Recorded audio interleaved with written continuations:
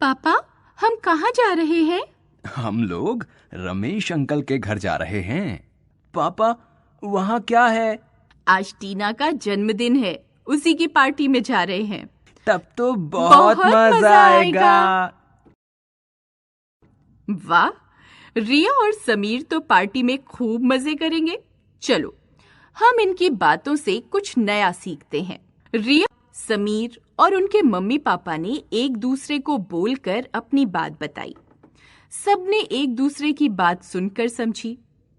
हम बोलकर और सुनकर एक दूसरे तक अपने विचार पहुंचाते हैं। इसे भाषा कहते हैं। अच्छा, पहले करिश्मा के घर चलते हैं, फिर नई बात बताती हूँ। बुआ, देखो, मैंने कहानी लिखी है। दिखाओ तो जरा।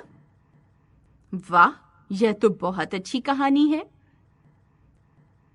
करिश्मा, मुझे भी तो बताओ कौन सी कहानी है? कौवे और लोमड़ी वाली। आपने देखा? करिश्मा ने कहानी को लिख कर दिखाया। बुआ ने कहानी को पढ़कर समझा। इस प्रकार बोलने और सुनने के साथ लिखना और पढ़ना भी भाषा है। जिस साधन के द्वारा हम अपनी बात को बोलकर या लिखकर दूसरों तक पहुंचाते हैं, उसे भाषा कहते हैं। भाषा के 3 रूप होते हैं: मौखिक, लिखित, सांकेतिक। मौखिक भाषा बोलकर अपनी बात कहना, अपनी बात दूसरों तक पहुंचाना, सुनी हुई बात को समझना, यह मौखिक भाषा है। लिखित भाषा लिखकर अपनी बात कहना, दूसरों तक पहुंचाना तथा लिखी हुई बात को पढ़कर समझना, यह लिखित भाषा है। सांकेतिक भाषा ट्रैफिक पुलिस का सिपाही केवल हाथों के संकेत से अपनी बात लोगों तक पहुंचा रहा है। यह भाषा न तो मुख से बोली जाती है, न ही लिखी जाती है। यह भाषा का सांकेतिक रूप है। व्याकरण के अंतर्गत इस भाषा का अध्ययन नहीं किया जाता। प्रचलित भाषाएं। संसार में बहुत सी भाषाएं बोली और लिखी जाती हैं। भारत में भी हिंदी के अलावा अलग-अलग राज्यों में अलग-अलग भाषाएं बोली व लिखी जाती हैं। गुजरात गुजराती, पंजाब पंजाबी, केरल मलयालम, बंगाल बांग्ला। गुजराती, पंजाबी, मलयालम एवं बांग्ला आदि भारत में बोली जाने वाली कुछ भाषाएं हैं। पूरे राष्ट्र में बोली जाने वाली भाषा राष्ट्रभाषा कहलाती है। 14 सितंबर को हिंदी दिवस मनाया जाता है। मिहिर बेटा, यह नोट में क्या देख रहे हो?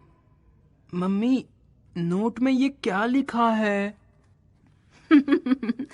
यहाँ अलग-अलग भाषाओं में 1000 रुपए लिखा है।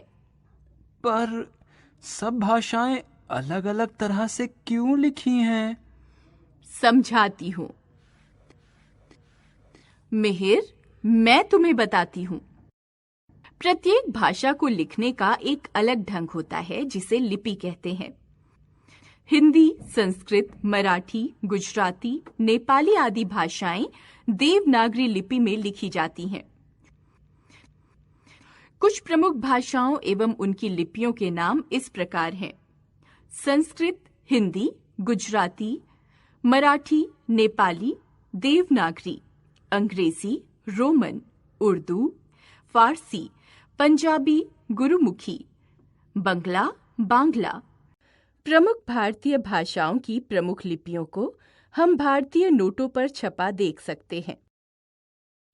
हमने सीखा, हम अपने विचारों को एक दूसरे तक पहुंचाने के लिए भाषा का प्रयोग करते हैं। भाषा के 3 रूप होते हैं: मौखिक, लिखित, सांकेतिक। व्याकरण में केवल मौखिक और लिखित भाषा का ही अध्ययन किया जाता है। भाषा के लिखने के ढंग को लिपि कहते हैं।